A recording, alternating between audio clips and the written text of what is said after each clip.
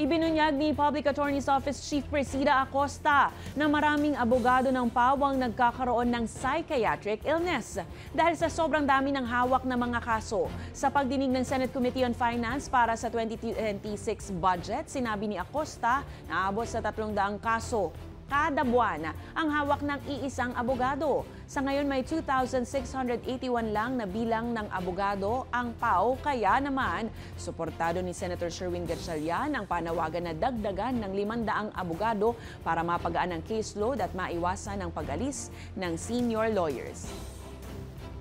Samantala, formal nang idineklara ng COMELEC na disqualified si Cabuyao, Laguna Mayor Dennis Hain dahil sa umano'y vote buying nung nakaraang halalan. Batay sa petisyon ni dating Vice Mayor Leif Opiña, nabigay umano ng 1,000 piso at sample na balota si Hain sa mga residente habang nagsasagawa ng poll watcher seminar.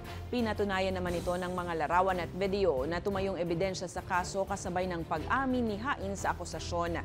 Wala pang bagong komento ang naturang alkalde.